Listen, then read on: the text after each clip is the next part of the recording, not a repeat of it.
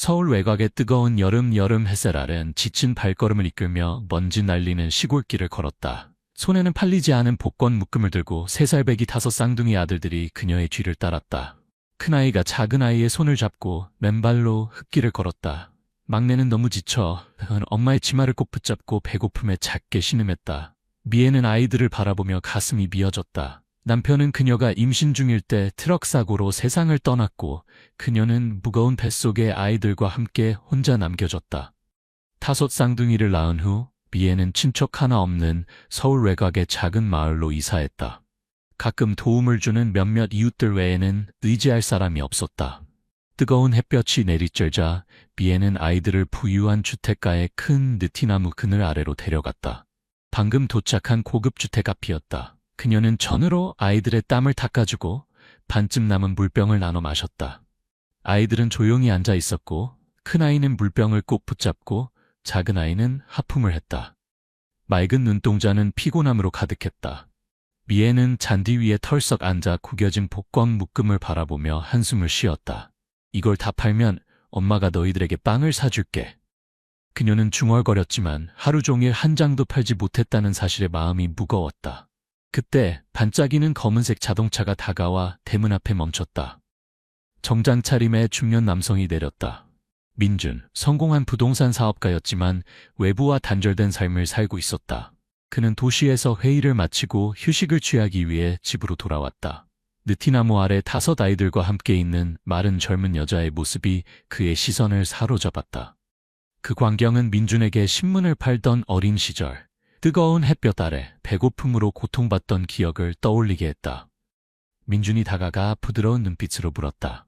복권 파시나요? 얼마나 남았어요? 제가 다 살게요. 미애는 깜짝 놀라 고개를 들었다. 자신이 잘못 들었다고 생각했다. 네, 100장이 남았는데 정말 다 사실 건가요? 민준은 웃으며 지갑에서 100만 원을 꺼내 건넸다. 미애가 일주일 동안 아이들에게 우유와 음식을 살 수 있는 충분한 금액이었다. 복권은 가져가지 않을게요. 아이들을 위해 가지고 계세요. 작은 도움이라고 생각해 주세요. 미애는 놀라워하며 떨리는 손으로 돈을 받았다. 안 돼요. 이렇게 많은 돈을 그냥 받을 수 없어요. 하지만 민준은 이미 돌아서서 집으로 들어가고 있었다. 미애는 복권 묶음을 품에 안고 눈물을 흘렸다. 낯선 이의 친절함에 감동하면서도 이것이 그녀의 힘든 삶에 드문 빛이 될지 걱정했다. 그녀는 이 우연한 만남이 그녀의 삶에 전혀 새로운 장을 열어줄 것이라고는 상상도 하지 못했다. 민준과의 운명적인 만남 후 미애는 복권 100장을 꼭 붙잡고 복잡한 마음으로 집으로 돌아왔다. 민준이 준 100만 원은 우유와 식료품을 사고 월세를 낼 수 있는 구원이었다. 하지만 갑작스러운 선물인 복권 묶음을 어떻게 해야 할지 망설였다. 오랜 복권 판매자로서 미애는 각각의 복권이 희망의 불빛임을 알고 있었다. 그것을 계속 팔면 약간의 돈이 더 생길 테지만 그녀는 그렇게 하면 민준의 선의를 저버리는 것 같았다. 그는 내가 가지고 있으라고 주셨어. 팔라고 준 게 아니야. 미래는 5 아이들이 임대집 현관에서 흙장난을 하는 것을 지켜보며 생각했다. 이상한 예감이 그녀에게 복권을 간직하기로 결심하게 했다. 욕심이 아니라 드문 친절의 증표로 간직하고 싶었다. 그녀는 100장의 복권을 낡은 철제 상자에 조심스럽게 넣어 초라한 월세방에 있는 낡은 돗자리 위에 베개 밑에 두었다. 다음 날 미애는 5 아이들을 데리고 마을을 돌며 복권을 팔았다. 조금이라도 더 팔면 아이들에게 새 옷을 사줄 수 있을 텐데 그녀는 스스로에게 다짐했다. 하지만 그날은 몇 장밖에 팔지 못했다. 지친 미애는 집으로 돌아와 아이들을 안고 자장가를 불렀다. 잠결에 그녀는 아이들이 좋은 집에서 뛰어노는 꿈을 꾸었고 더 이상 배고픔을 걱정하지 않았다. 미애는 미소를 지었다. 그 꿈이 곧 현실이 될 것이라고는 상상도 못했다. 그날 밤 미애는 새로운 복권 묶음의 당첨 여부를 확인했지만 아무것도 걸리지 않았다. 문득 그녀는 민준이 준 복권이 아직 철제 상자 안에 있다는 것을 기억했다. 한번 확인해볼까? 그녀는 손을 떨며 복권을 꺼냈다. 첫 번째 복권을 확인하자 미애의 심장이 빠르게 뛰기 시작했다. 번호가 일치했고 1등 상금은 20억 원이었다. 그녀는 고개를 저으며 잘못 보았다고 생각하고 다시 확인했다. 여전히 맞았다. 두 번째 복권도 1등에 당첨되었다. 세 번째, 네 번째. 그녀는 18번째 복권까지 확인했고 그녀의 손은 너무 떨려서 전화를 떨어뜨렸다. 10발장 모두 1등에 당첨되어 총 360억 원.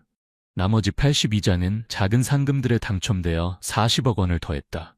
총 400억 원. 미애는 바닥에 주저앉아 얼굴을 감싸고 흐느꼈다. 그녀의 울음소리에 5 아이들이 깨어났다.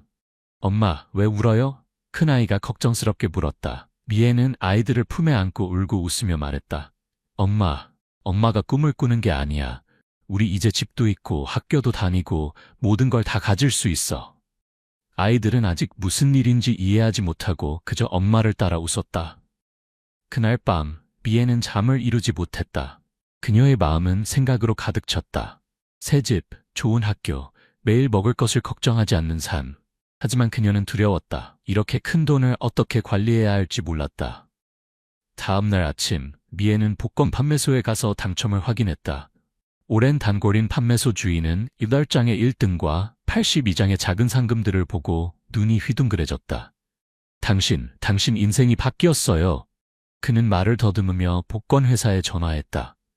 며칠 후 복권회사는 미애의 계좌로 400억 원을 이체했다. 미애는 은행 앞에 서서 떨리는 손으로 휴대폰의 잔액을 확인했다. 몇십만 원을 꿈꾸던 그녀가 이제 평생 상상도 못할 돈을 가진 것이다. 하지만 미애는 아직 그 돈으로 아무것도 하지 못했다. 그녀는 성급하게 돈을 쓰면 모든 것을 잃을까봐 주변 사람들의 시선이 두려웠다. 그녀는 여전히 초라한 월세방에 살면서 아이들을 데리고 복권을 팔러 다녔다. 엄청난 돈을 어떻게 관리할지 알아가며 기다렸다.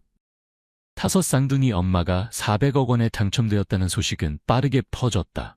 마을 전체가 들썩였고 이웃들이 월세방으로 몰려와 축하하고 궁금해했다. 집은 샀어요? 가게라도 열어요. 그 돈 아무도 못 빼앗게. 한 이웃이 말했다. 미애는 어색하게 웃으며 대충 대답했다. 그녀는 아직 큰 변화를 할 준비가 되지 않았고 천천히 생각하고 싶었다. 하지만 질문과 호기심 어린 시선들의 압박감이 그녀를 불안하게 만들었다. 매일 밤 그녀는 당첨된 복권을 담은 철제 상자를 확인했다. 마치 그것들이 사라질까봐 두려운 것처럼. 이 와중에 미애는 이 기적을 가져다 준 민준을 생각했다. 그녀는 그의 고급 주택을 찾아가기로 결정했고 그에게 감사의 표시로 100억 원이 든 가방을 가져갔다. 대문 앞에서 그녀는 떨리는 손으로 초인종을 눌렀다. 5 아이들이 그녀 옆에 붙어 서 있었고 호기심 어린 눈빛으로 주변을 살폈다.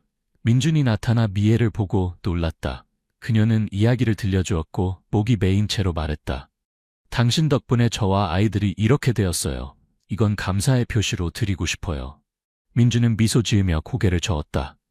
간직하세요. 난 당신과 아이들이 잘 지내길 바랄 뿐입니다. 이 돈은 당신 것이니 미래를 위해 쓰세요. 미애는 울음을 터뜨리며 무릎을 꿇고 감사를 표했지만 민준은 서둘러 그녀를 일으켰다. 그러지 마세요. 당신은 이 행운을 받을 자격이 있어요. 그의 눈빛은 진실했다. 월세방으로 돌아온 미애는 안도감을 느꼈지만 더 걱정스러웠다. 400억 원이 계좌에 있었지만 그녀는 어디서부터 시작해야 할지 몰랐다. 그녀는 새 집, 안정된 일자리를 꿈꿨다. 하지만 돈을 인출하려 할 때마다 그녀는 망설였다. 만약 내가 잘못 쓰면 어쩌지? 누가 훔쳐가면 어쩌지? 미애는 아이들을 턱 꼭 안으며 자문했다. 5 쌍둥이를 키우는 엄마가 400억 원에 당첨되었다는 소식은 마을을 넘어 신문에도 실렸다. 도시의 한 기자가 인터뷰를 요청했지만 미애는 관심이 문제를 일으킬까봐 거절했다. 그러나 이야기는 계속 퍼졌고 소문도 따라다녔다. 마을 사람들 중 일부가 수군거리기 시작했다. 400억 원을 타고도 월세방에 사는 건 뭔가 이상한 일 아닌가? 호기심 어린 시선과 캐묻는 질문들이 미애를 불안하게 만들었다. 그녀는 아이들에게 집중하려 했지만 이상한 예감이 들었다. 엄청난 돈이 기쁨을 가져다 주는 대신 짐이 되고 있었다. 미애는 진짜 폭풍이 오고 있다는 것을 몰랐고 그것이 그녀의 삶을 완전히 뒤집어 놓을 것이라는 것도 몰랐다. 400억 원이 은행 계좌에 고요히 누워 있었지만 32살의 미애는 여전히 5살 배기 쌍둥이 아들들과 낡은 월세방에 살고 있었다. 그녀는 아직 한 푼도 쓰지 못했다. 너무 빨리 돈을 쓰면 모든 것을 잃을까봐 이웃들의 의심스러운 시선도 두려웠다. 매일 그녀는 여전히 마을을 돌며 아이들과 함께 복권을 팔았다. 마치 18장의 1등과 82장의 소액 당첨으로 400억 원을 타지 않은 것처럼. 하지만 5 쌍둥이를 키우는 엄마가 400억 원에 당첨되었다는 소식은 이미 마을을 넘어 신문과 소셜미디어에 퍼졌고 미애는 주목의 중심이 되었다. 그 명성은 기쁨 대신 계산적인 눈길들을 가져왔다. 이웃들의 태도가 바뀌기 시작했다. 한때 친절했던 사람들은 이제 호기심과 시기가 섞인 눈으로 미애를 바라봤다. 400억 원을 타고도 월세방에 사는 게 이상하지 않나? 뭔가 숨기는 게 있나? 마을 가게 주인이 시장에서 속삭였다. 미애는 그 말을 듣고 가슴이 아팠지만 고개를 숙인 채 지나갔다. 소식은 그녀가 내 아이를 입양했던 고아원에도 전해졌다. 고아원의 전 직원인 동현은 신문을 읽고 미애를 알아봤다. 그는 옛 기록을 뒤져 미애가 돼 고아를 입양한 사실을 확인했다. 이득을 취할 기회를 본 동현은 미애에게 연락했다. 축하하기 위해서가 아니라 협박하기 위해서였다. 어느 오후 미애가 아이들과 함께 느티나무 아래서 쉬고 있을 때 동현이 나타났다. 그는 40대로 바른 티셔츠를 입고 날카로운 눈빛을 지니고 있었다. 미애 씨, 대박 터졌네. 인생이 바뀌었겠어요? 그는 가식적인 목소리로 말했다. 미애는 동현을 알아봤다. 그는 입양 절차를 담당했던 사람이었다. 그는 바로 본론으로 들어갔다. 내 아이가 당신 친자식이 아니라는 걸 알고 있어요. 100억 원만 줘요. 그럼 입 다물고 아니면 모든 걸 공개할 거예요. 미애는 창백해졌다. 아이들을 꼭 안으며 떨리는 목소리로 말했다. 제발 우리 아이들을 해치지 마세요. 도현은 사악하게 웃으며 전화번호를 남기고 협박했다. 사흘 안에 돈이 없으면 후회하지 마세요. 진실은 5 아이 중 1명만이 미애의 친자식이었다. 나머지 4아이는 미애가 출산 합병증으로 내 아이를 잃은 후 입양한 고아들이었다. 그녀는 아이들을 보호하기 위해 비밀을 지켰다. 사회의 판단과 아이들이 자라면서 상처받을까봐 두려웠다. 하지만 이제 동현이 그 비밀을 이용해 그녀를 협박하고 있었다. 미애는 공포에 질렸다. 경찰에 신고할 용기가 없었다.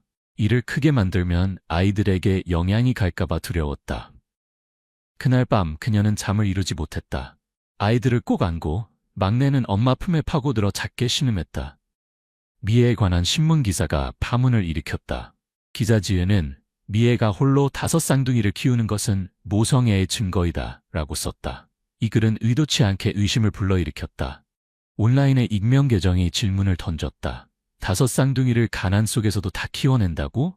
정말 친자식인가? 게시물은 퍼졌고 악의적인 댓글이 뒤따랐다. 왜 아무도 그 5 아이가 그녀의 자식인지 확인하지 않는 거지? 소문은 마을에 빠르게 퍼졌다. 한 이웃이 미애에게 물었다. 사람들이 내 아이가 당신 자식이 아니라고 하던데 정말인가요? 미애는 떨며 아이들을 안았고 마음은 혼란스러웠다. 압박은 화려하게 차려입은 중년 여성이 월세방을 찾아왔을 때 더 커졌다. 그녀는 자신을 한 고아의 언니라고 소개하며 출생증명서를 들고 아이와 재산 분할을 요구했다. 내 조카에게는 400억 원의 권리가 있어요. 그녀는 날카롭게 말했다. 미애는 거절했다. 그러나 그 여자가 남긴 출생증명서 사본은 그녀를 불안하게 했다. 도장이 흐릿하고 글씨가 고르지 않아 미애는 법을 잘 모르지만 직감적으로 위조임을 느꼈다. 그녀는 아이들을 안고 울었다. 아이들을 잃을까봐 두려웠다. 여론은 더 가혹해졌다. 마을 사람들은 멀어지고 속삭였다. 자기 자식도 아닌 내 아이를 키우다니 분명 뭔가 계획이 있을 거야. 절망한 미애는 한때 복권을 선물했던 사업가 민준을 찾아갔다. 그녀는 목이 메인 채 모든 것을 털어놓았다. 민준은 상황이 심각함을 깨달았다. 누군가 그녀의 비밀을 이용하고 있었다. 그는 변호사 태준과 수사관 희철에게 연락했다. 그들은 동현이 정보 판매로 고아원에서 해고되었음을 밝혀냈다. 동현이 지역 공무원과 협력하여 미애를 노리는 사기 조직의 일원임을 의심했다. 위험은 미애가 약을 사러 가던 중 한 아이와 함께 트럭에 치일 뻔했을 때 닥쳤다. 그녀는 아이를 끌어안고 길가로 넘어졌다. 아이는 날카롭게 울었다. 운전자는 도망쳤지만 미애는 차 안에 동현이 있는 것을 어렴풋이 보았다. 그녀는 떨면서 이것이 단순한 협박이 아님을 깨달았다. 그들은 멈추지 않을 거예요. 준비해야 해요. 민준이 경고했다. 미애는 아이들과 재산을 잃을 위험에 처했다. 그러나 어머니로서의 강인함이 그녀에게 사랑하는 것들을 지키기 위해 싸울 용기를 주었다. 미애는 초라한 월세방에서 3살배기 5쌍둥이를 꼭 안고 마음이 찢어졌다. 400억 원이 계좌에 있었지만 그것은 기쁨 대신 두려움만 가져왔다. 오직 한 아이만이 친자식이고 나머지 4아이는 그녀가 입양한 고아라는 비밀이 이제 고아원의 전 직원 동현에게 협박의 무기로 사용되고 있었다. 위조된 서류, 협박, 마을 사람들의 의심 어린 시선이 미애를 불안 속에 살게 했다. 트럭에 치일 뻔한 사건 이후 그녀는 밤에 집을 나가지 않았고 문을 여러 번 확인했으며 베개 밑에 칼을 숨겨두고 아이들과 함께 잠을 잤다.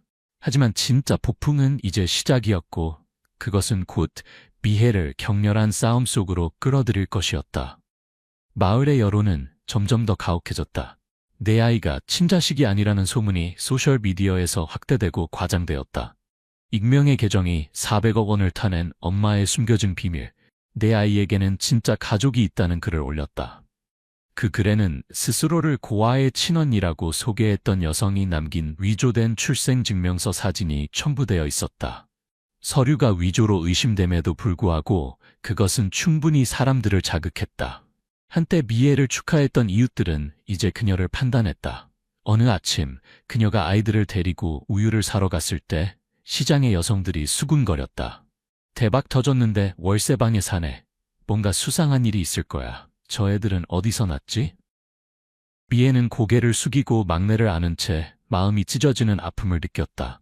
그녀는 진실을 외치고 싶었지만 아이들이 자라서 상처받을까봐 두려웠다. 기자 지은이 다시 찾아왔다. 이전 기사가 의도치 않게 소동을 일으킨 데 죄책감을 느꼈다. 그녀는 미애에게 이야기를 나누자고 요청했다. 진실을 말씀하시면 사람들이 이해할 거예요. 당신 이야기를 보호하겠다고 약속해요. 미애는 너무 경계하며 거절했다. 아이들이 뒷말을 듣는 걸 원치 않아요. 지은은 포기하지 않았다. 그녀는 동현을 조사하여 그가 어떤 집단에 의해 강요받고 있음을 발견했다. 그 집단의 우두머리는 준호, 재산 분쟁을 전문으로 하는 악명 높은 변호사였다.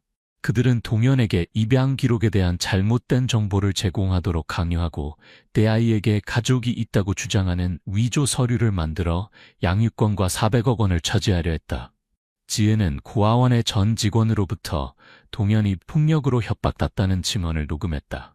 그녀는 증거를 민준에게 보내 수사를 촉진했다. 어느 오후 준호가 월세방을 찾아왔다. 그는 새로운 서류 묶음을 내밀었다. 입양 기록과 출생증명서였다. 그는 한 아이가 버려진 가족의 아이라고 주장했다. 그들은 아이를 되찾고 재산을 나누길 원합니다. 준호는 차갑게 말했다. 미애는 서류를 확인했다. 심장이 빠르게 뛰었다. 서류는 진짜처럼 보였지만 입양 날짜가 그녀의 기억과 한 달 차이가 났다. 미애는 거절했지만 준호는 협박했다. 우리는 법정에 갈 겁니다. 5아이 모두를 잃고 싶으신가요? 미애는 공포에 질려 민준에게 전화했다. 민준은 서류를 검토하고 정교한 위조임을 확인했다.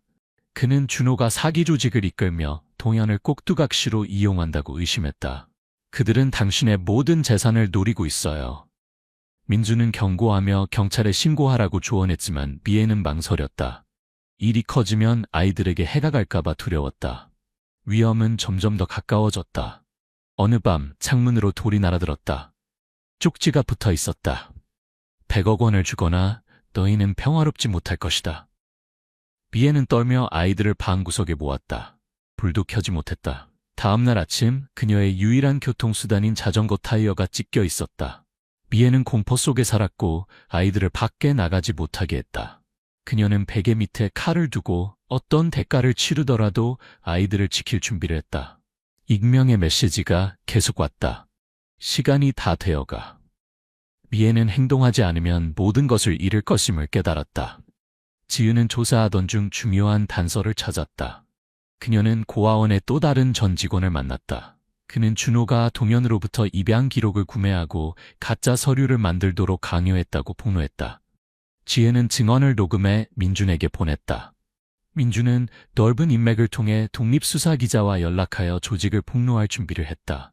그러나 큰 사건이 발생했다. 어느 저녁 미애는 동현으로부터 전화를 받았다. 너무 고집부리네. 오늘 밤 우리가 돈 가지러 갈 거야. 없으면 후회하지 마. 미애는 문을 단단히 걸었지만 몇 시간 후 골목에서 소리가 들렸다. 마스크를 쓴 사람들이 문을 두드리며 소리쳤다. 열어, 아니면 부수겠다. 미애는 아이들을 데리고 침대 밑에 숨었다. 아이들은 비명을 질렀다. 막내는 엄마의 두려움을 느끼고 그녀를 꼭 안으며 속삭였다. 엄마, 무서워하지 마. 그 어린 목소리가 미애의 눈물을 터지게 했지만 동시에 용기를 북돋았다.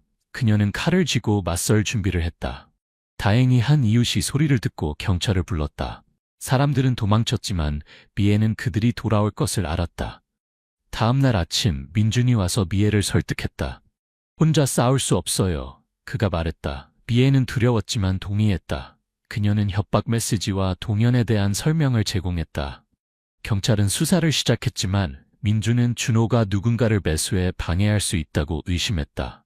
그는 미애와 아이들을 보호하기 위해 사설 경비를 고용했다. 지은은 동현과 준호의 행동을 폭로하는 조사 기사를 발표했다.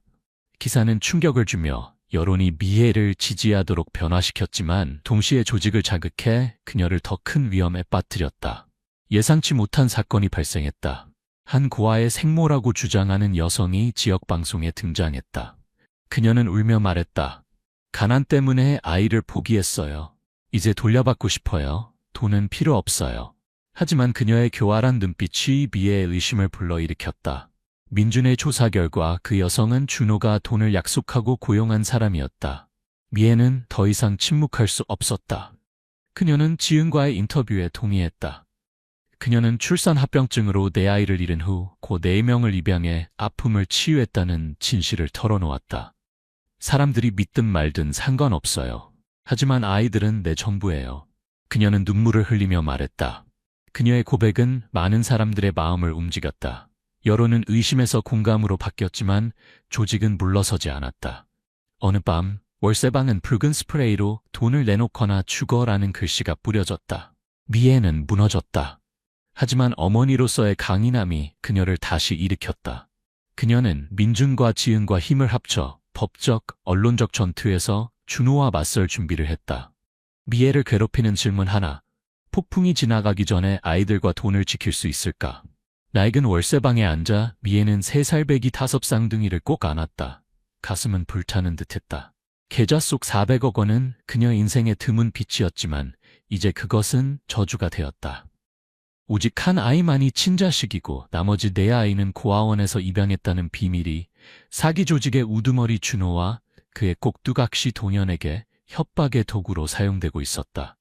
돈을 내놓거나 죽어라는 붉은 글씨가 뿌려진 월세방은 여전히 미애를 괴롭혔다. 그녀는 공포 속에 살았지만 막내의 어린 목소리 엄마, 무서워하지 마가 그녀의 용기를 북돋웠다. 민준과 기자 지은의 도움으로 미애는 적들과 맞서기로 결심했다. 비록 그 싸움이 모든 것을 앗아갈 수 있다는 것을 알면서도 지은의 인터뷰에서 미애는 내 아이를 잃은 고통과 내 고아를 입양한 여정을 공개했다. 저는 누가 믿든 말든 상관없어요. 아이들은 제 생명이에요. 라고 그녀는 목이 메인 채 말했다. 인터뷰는 널리 퍼졌고 여론은 미애를 모성애의 상징으로 바라보게 되었다. 한때 멀리했던 마을 사람들이 월세방을 찾아와 선물과 사과를 전했다. 미애 씨, 우리가 오해했어요. 당신은 훌륭한 어머니예요. 라고 한 이웃이 붉은 눈으로 말했다. 미애는 미소 지었지만 마음은 여전히 무거웠다. 그녀는 준호의 조직이 쉽게 포기하지 않을 것을 알았고 대중의 지지가 다가오는 폭풍 앞에서는 얇은 방패에 불과하다는 것도 알았다. 지은의 기사로 행동이 폭로된 준호는 분노했다. 그는 그와 동현의 행동을 드러낸 기사에 격분하여 새로운 공격을 시작했다. 어느 아침 미애는 법률사무소로부터 편지를 받았다. 한 고아의 친척이 그녀를 고소했다는 내용이었다.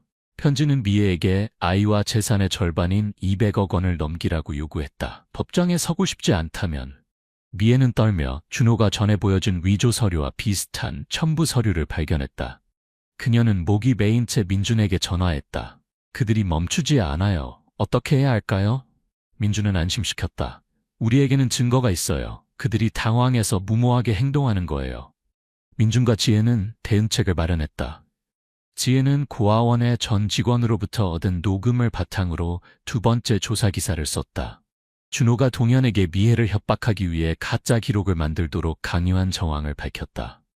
그 기사는 충격을 주었고 경찰도 수사에 나섰다. 하지만 준호는 그의 불법적인 관계망으로 항상 한 발 앞서 나가는 것 같았다. 그날 밤 미혜는 익명의 문자를 받았다. 경찰이 널 구해줄 거라고 생각하나 보지? 150억 원을 내놔. 아니면 애들 목숨은 없어. 미혜는 주저앉아 아이들을 안고 울었다. 누군가가 아이들을 해칠 것이라는 생각에 숨이 막혔다. 위험은 점점 가까워졌다. 어느 밤 미혜가 아이들에게 자장가를 부르고 있을 때 골목에 불빛이 꺼졌다. 발소리가 그녀의 등골을 오싹하게 했다. 그녀는 아이들을 방구석으로 데려가 칼을 꽉 쥐고 심장이 빠르게 뛰었다. 갑자기 폭발음이 들렸다. 마당에 작은 가스통이 파괴되어 불길이 올랐다. 미혜는 비명을 지르며 아이들을 안고 뒷문으로 뛰쳐나왔다.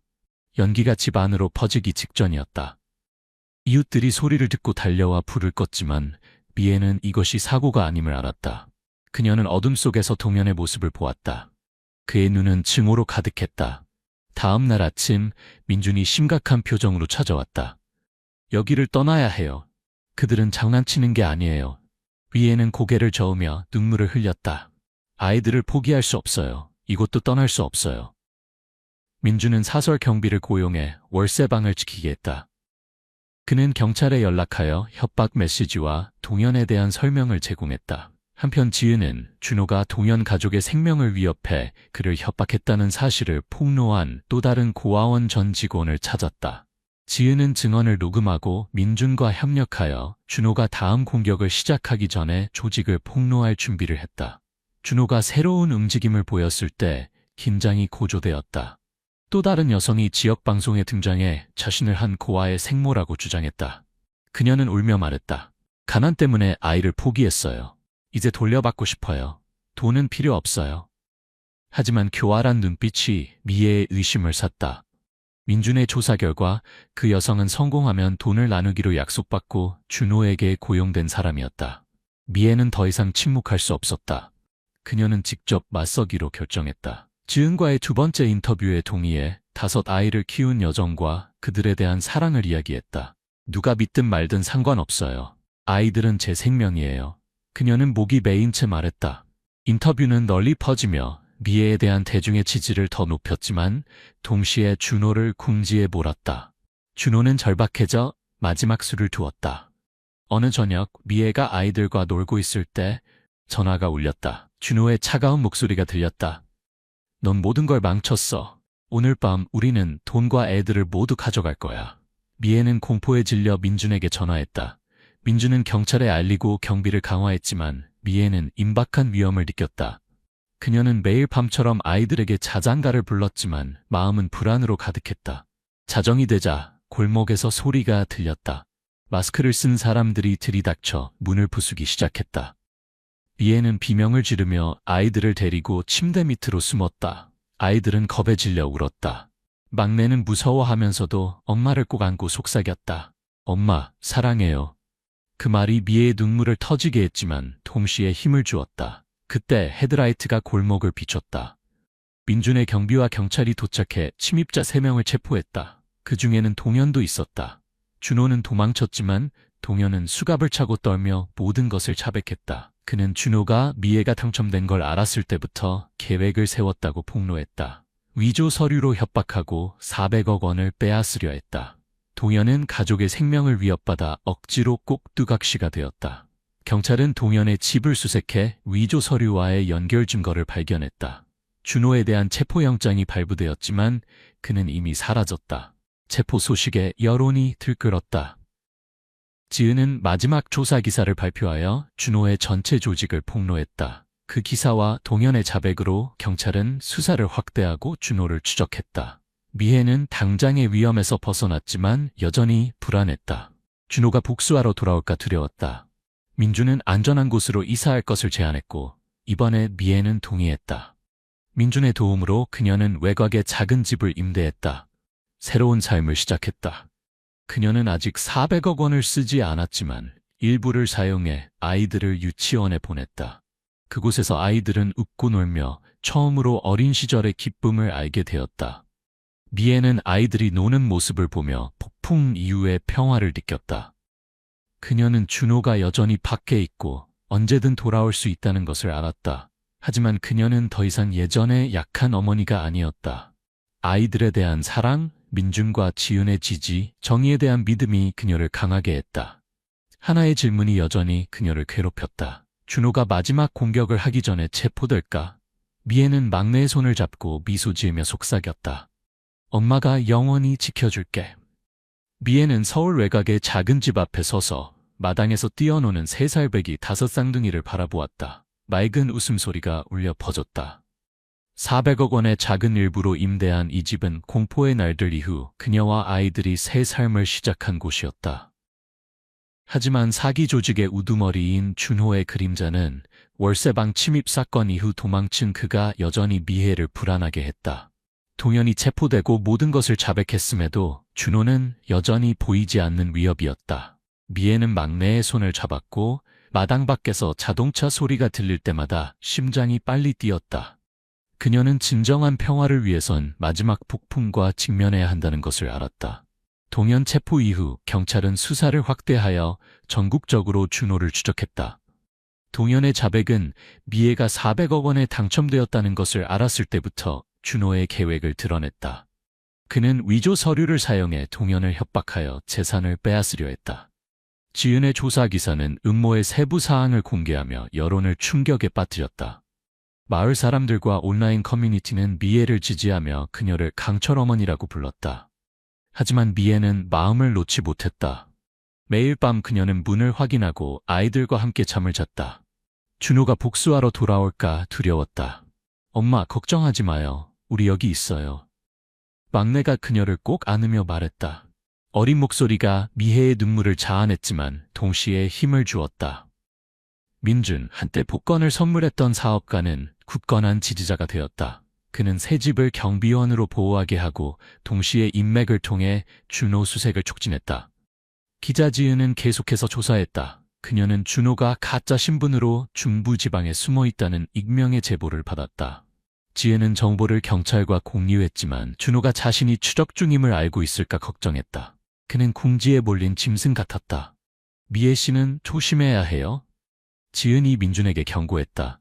미애의 두려움은 어느 오후 발신인 없는 소포를 받았을 때 커졌다.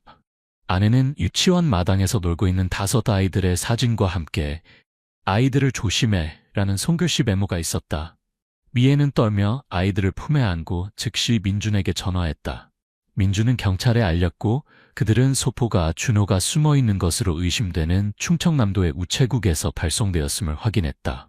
경찰은 미애의 보호를 강화했지만 그녀는 극도의 불안 속에 살았다. 아이들이 위협받는다는 생각은 그녀를 잠 못 이루게 했다. 눈밑이 창백해졌지만 그녀는 아이들을 위해 강해야 한다고 스스로에게 다짐했다. 일주일 후 지은은 비밀정보원으로부터 전화를 받았다. 한때 준호를 위해 일했던 사람이었다. 준호의 불만을 품은 그는 준호가 충청남도에 버려진 창고에 숨어 해외로 도피할 계획을 세우고 있다고 폭로했다. 지은은 민준과 경찰에 협력하여 상세한 정보를 제공했다. 경찰은 체포작전을 조직했지만 미애는 집에서 기다리라는 요청에도 가만히 있을 수 없었다. 그녀는 준호가 체포되는 것을 확인해야 아이들이 영원히 안전할 수 있을 것 같았다. 민준은 걱정했지만 엄격한 경비하에 미애를 충청남도로 데려가는 데 동의했다. 그날 밤 어둠 속에서 미애는 창고에서 몇백 미터 떨어진 곳에 서 있었다. 심장이 빠르게 뛰었다. 그녀는 경찰이 지역을 포위하고 헤드라이트가 창고를 비추는 것을 지켜보았다. 비명소리가 들리고 수갑소리가 이어졌다. 준호가 체포되었다. 창백한 얼굴에 더 이상 오만함이 없었다. 미애는 멀리서 그가 끌려가는 모습을 보며 눈물을 흘렸다. 그녀는 기쁨보다는 마음에 얹혀있던 무거운 짐이 내려진 듯한 안도감을 느꼈다. 민준이 그녀의 손을 잡고 속삭였다. 해냈어요. 아이들이 이제 안전해요. 준호는 서울로 이송되어 사기 협박, 생의위협 등 여러 혐의로 기소되었다. 그와 동현의 자백, 지은이 모은 증거는 그가 처벌을 피할 수 없게 만들었다. 경찰은 창고에서 더 많은 위조 서류를 발견했고 준호가 다른 피해자들도 노렸음을 확인했다. 하지만 400억 원 때문에 미애가 가장 큰 표적이었다. 여론은 들끓었고 미애의 강인함과 지은의 용기를 칭찬했다. 하지만 미애는 모든 것을 잊고 아이들에게 집중하고 싶었다. 준호가 체포되자 미애는 마침내 평화를 느꼈다. 그녀는 400억 원을 아이들의 미래를 위해 사용하기로 결정했다. 그녀는 외곽의 넓은 마당과 큰 느티나무가 있는 집을 구입했다. 아이들이 뛰어놀 수 있는 곳이었다. 그녀는 작은 식당을 열고 다섯용이라고 이름 지었다. 다섯 쌍둥이의 별명이었다. 식당은 금세 손님으로 붐볐다. 맛있는 음식 때문만이 아니라 미애의 이야기가 영감을 주었기 때문이었다. 이웃들과 낯선 이들이 찾아와 대화하고 그녀를 지지했다. 미애는 더 자주 미소 짓기 시작했고 눈빛에 희망이 담겼다. 그녀는 5아이를 좋은 유치원에 보냈다. 그곳에서 아이들은 교복을 입고 노래하고 그림을 그렸다. 처음으로 미애는 아이들이 일반 아이들처럼 걱정 없이 지내는 것을 보았다. 더 이상 뜨거운 태양 아래서 복권을 팔지 않아도 되었다. 어느 오후 막내가 가족 그림을 들고 왔다.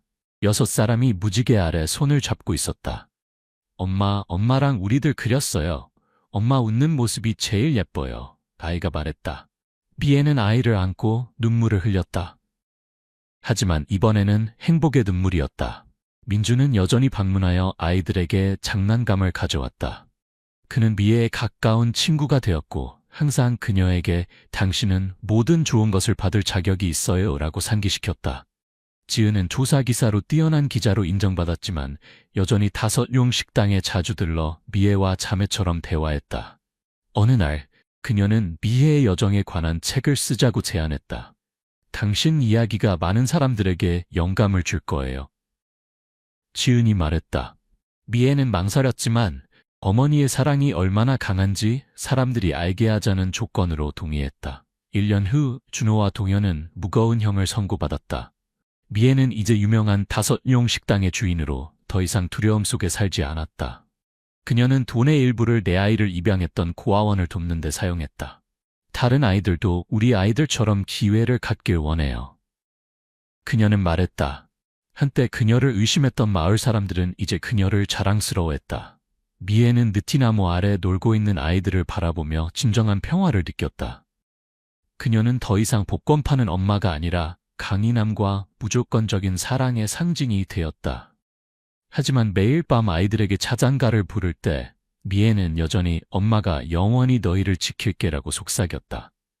그녀는 폭풍이 지나갔지만 5아이들에 대한 그녀의 사랑은 절대 꺼지지 않는 불꽃임을 알았다.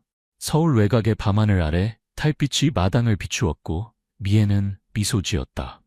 그녀는 미래가 아이들의 웃음처럼 밝을 것이라고 믿었다. 가을의 끝자락, 서울의 번화가에 단풍이 물들기 시작하던 날이었다.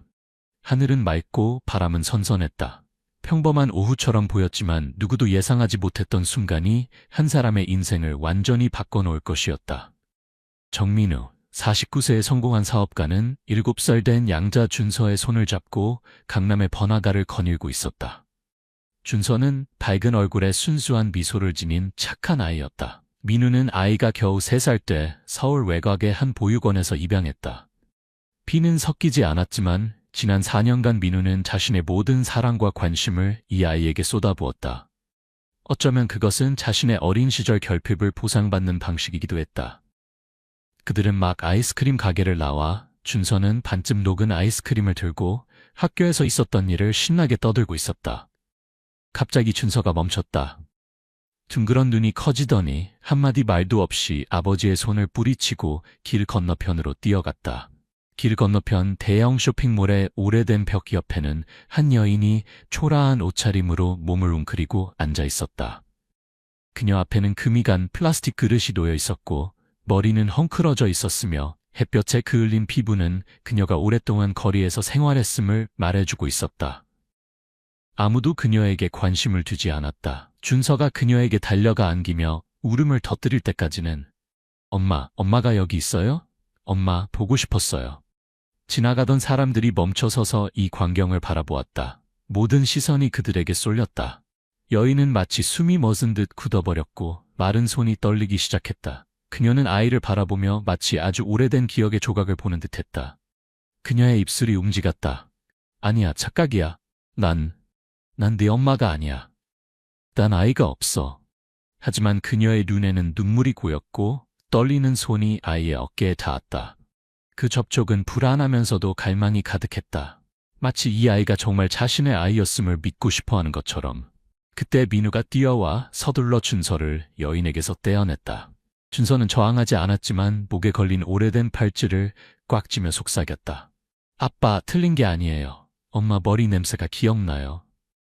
여인은 깜짝 놀라더니 정신이 든 듯 고개를 숙이고 비틀거리며 그 자리를 떠났다. 그녀의 작은 몸이 붐비는 거리 속으로 사라졌다. 민우는 그 자리에 서서 가슴이 왜 이렇게 조여오는지 이해할 수 없었다. 마치 과거의 문이 하나 열리는 것 같았다. 비록 자신이 이 아이를 깊이 사랑하고 이해한다고 생각했지만 아직 자신이 알지 못하는 무언가가 있는 듯했다. 그 순간 이후 거리 전체가 정적에 빠진 듯했다. 만약 단순히 아이가 낯선 사람을 엄마로 착각한 것이라면 사람들은 그냥 지나쳤을 것이다. 하지만 준서의 그 안김과 엄마라는 부름에는 오랜 그리움이 묻어 있었다. 마치 그 그리움이 오랫동안 가슴에 새겨져 있었던 것처럼. 민우는 아들의 손을 꼭 잡았다. 그의 시선은 구걸하던 여인에게 향했다. 그녀는 공포가 아닌 감정에 떨고 있었다. 어떤 기억이 그녀 안에서 깨어나고 있었지만 그녀 자신도 아직 그것을 완전히 이해하지 못하는 듯했다. 그녀는 뒤로 물러서며 입술을 떨었다. 아니요, 전 아이를 모릅니다. 정말로 아이가 없어요. 하지만 그녀의 손은 여전히 본능적으로 아이의 어깨를 어루만졌다. 그녀의 눈은 빨갛게 충혈되었고 목소리는 더 이상 무관심하거나 도망치려는 것이 아니라 무언가를 잃고 다시 찾은 듯한 감정이 뒤섞인 채 터져나왔다. 지나가던 사람들이 수근거리기 시작했다. 누구네 아이가 거지를 엄마라고 부르는 거지? 혹시 실종된 아이 아닐까? 몇몇은 멈춰서서 사진을 찍거나 동영상을 촬영했다. 민우는 그저 아들을 보호하고 싶었지만 마음은 뒤엉켜 있었다. 준서가 그 여인을 바라보는 눈빛은 단순한 착각이 아니었다. 그것은 진짜 어머니를 안아보고 위로받고 모든 세세한 것까지 기억하는 아이의 눈빛이었다. 집으로 돌아와 민우는 아무 말도 하지 않았다. 하지만 그날 밤 그는 아들의 침대 옆에 오랫동안 앉아 있었다. 준서는 베개를 안고 눈을 크게 뜬 채 울지는 않았지만 잠들지도 않았다. 그러다가 갑자기 말했다. 아빠, 내가 아주 어렸을 때 엄마는 항상 내가 잠들도록 도와줬어요. 엄마는 내 이마에 키스하고 잘 자. 엄마가 항상 곁에 있을게라고 말했어요. 그 여잡은 목소리를 듣자마자 알았어요. 민우는 숨이 막혔다. 그의 마음속에 어렴풋한 두려움이 생겨났다.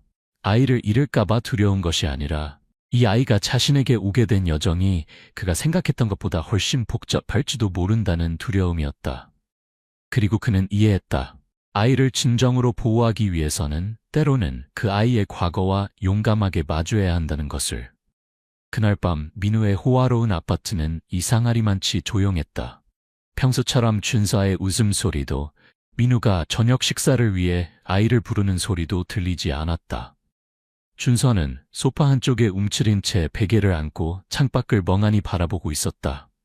민우는 책상에 앉아 컴퓨터를 켜놓았지만 아무것도 하지 않았다. 그의 머릿속은 혼란스러웠다.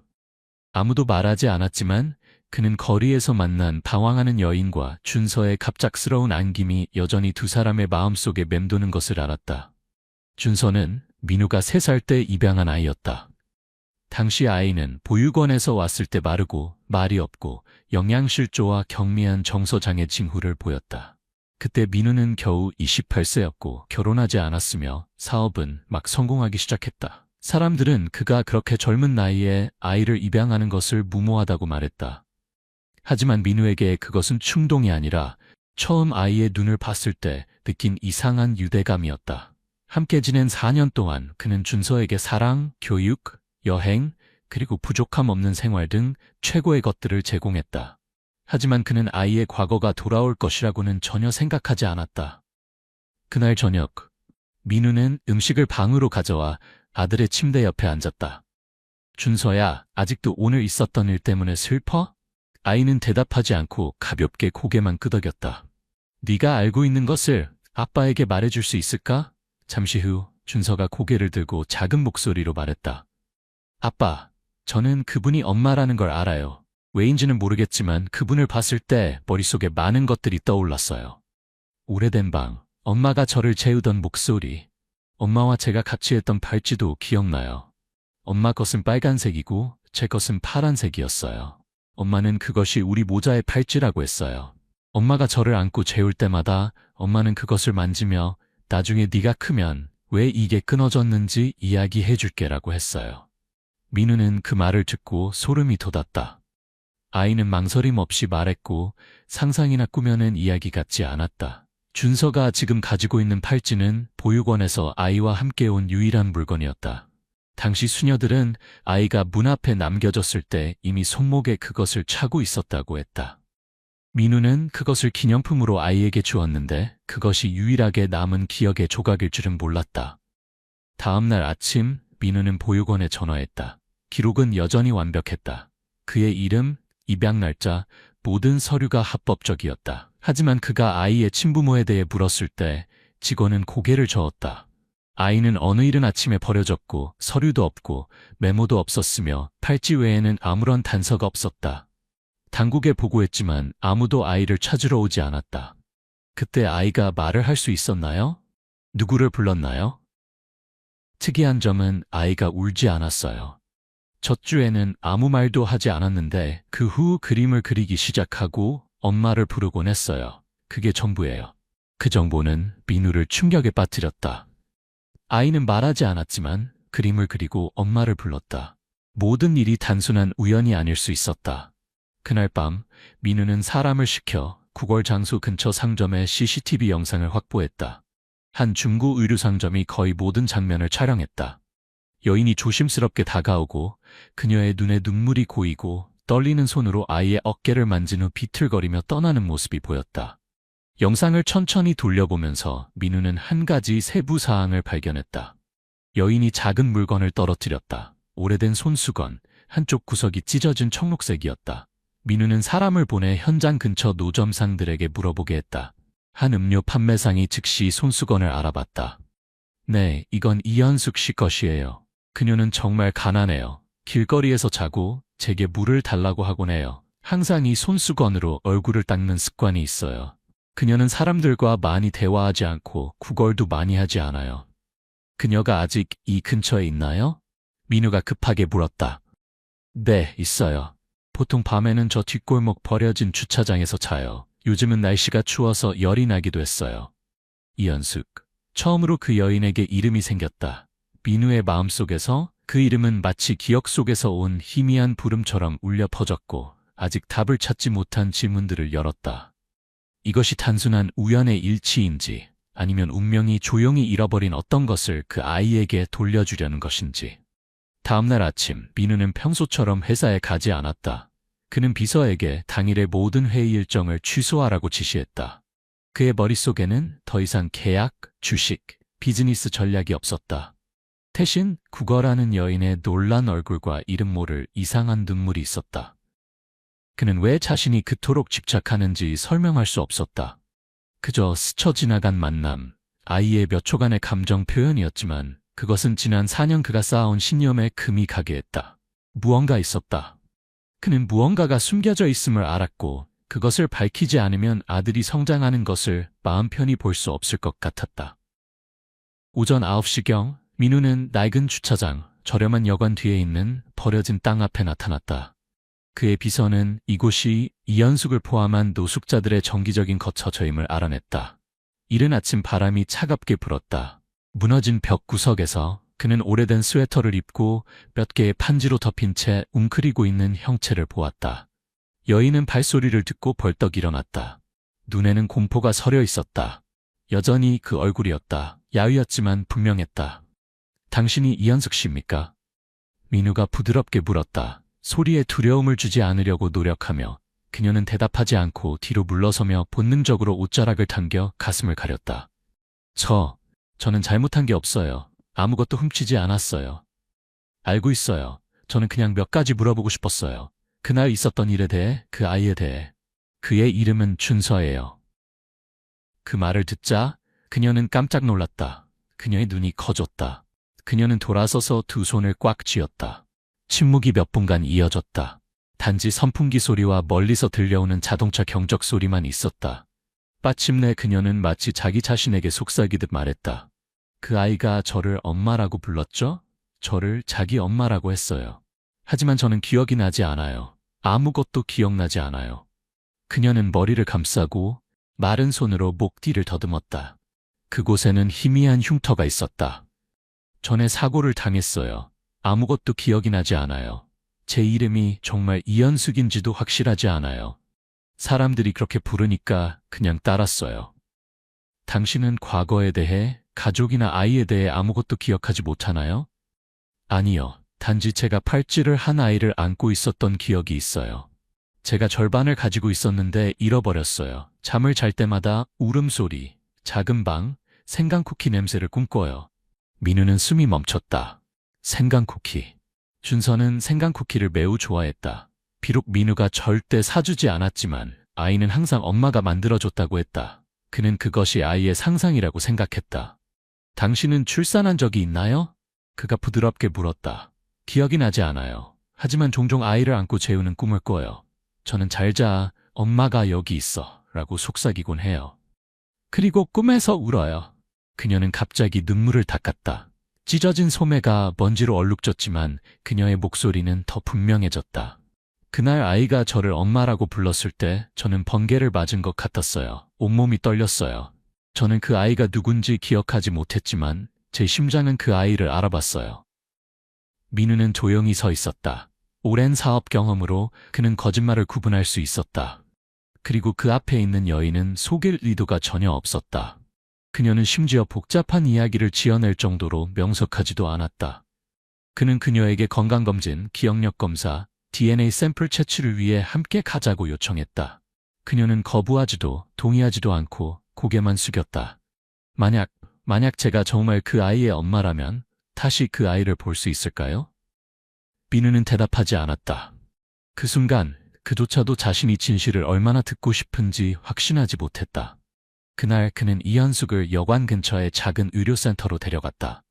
초기 검사 결과 그녀의 머리에 오래된 수술 흉터가 있었고 가벼운 뇌 손상으로 인한 외상 후 기억 상실의 징후가 있었다. 그때부터 민우는 조용히 DNA 검사 절차를 시작했다. 머리카락 샘플, 혈액 샘플, 가장 정확한 절차를 따랐다. 그의 마음은 무거웠다. 결과가 양성이라면 그가 몇 년 동안 키워온 아들이 친모가 있고 그 어머니는 여전히 비참하게 살고 있다는 뜻이다. 반면 음성이라면 그는 아들의 실망한 눈빛을 마주해야 할 것이다. 아이는 그 여인이 자신의 어머니라고 의심의 여지 없이 확신하고 있었다. 어느 결과든 그는 잠을 못 이룰 것이다. 3일 후 병원에서 전화가 왔다. 결과가 나왔고 민우의 이름이 분명하게 인쇄된 흰색 봉투 안에 있었다. 민우는 봉투를 손에 들고 차 안에 조용히 앉았다. 그의 심장은 평소보다 빠르게 뛰고 있었다. 단 한 번의 개봉으로 세 사람의 삶이 완전히 뒤바뀔 수 있었다. 흰 봉투는 민우의 손에서 무게감 없이 가벼웠지만 그 안에는 그를 무너뜨릴 수 있는 것이 들어있었다. 안도감으로 또는 공허함으로. 차는 여전히 지하 주차장에 주차되어 있었고 천장등은 노란빛을 내리 비추었다. 민우는 거의 10분 동안 움직이지 않고 앉아 있었다. 그의 눈은 DNA 분석 결과라는 글자에 고정되어 있었다. 그의 손가락이 가볍게 떨렸다. 이는 억 단위의 회의에서도 차갑게 대면했던 직접 생사가 달린 계약을 협상했던 사람에게는 매우 드문 일이었다. 하지만 이건 사업이 아니었다. 이건 진실이었고 그는 자신이 그것을 받아들일 준비가 되어 있지 않을까봐 두려웠다. 마침내 그는 종이를 꺼내 기술적 매개 변수와 메모를 지나 맨 아래줄 굵게 인쇄된 명확한 문장에 도달했다. 두 DNA 샘플 간 모자 혈연 관계 없음. No maternal biological relationship with the two samples 없음. 그는 다시 한번 확인했다. 그리고 또 한 번. 혈연 관계 없음. 이현숙은 준서의 친모가 아니었다. 민우는 길게 숨을 내쉬었지만 마음이 가벼워지지는 않았다. 무언가 이상했다. 결과가 분명함에도 불구하고 모든 것이 제자리에 있지 않은 것 같은 느낌이었다. 그날 밤 민우는 아들의 방문 앞에 앉아 있었다. 아이는 이미 잠들었거나 더 정확히 말하면 벽을 향해 조용히 누워 있었다. 민우는 준서가 슬퍼하고 있다는 것을 알았다. 이현숙을 만난 이후 아이는 혼이 빠진 것처럼 보였다. 식욕이 없었고 말수가 적었으며 밤에는 자주 깨어 꿈에서 엄마를 부르곤 했다. 민우는 검사 결과를 손에 들고 방으로 들어가 침대 가장자리에 앉았다. 아이가 일어나 앉았다. 눈가가 붉었다.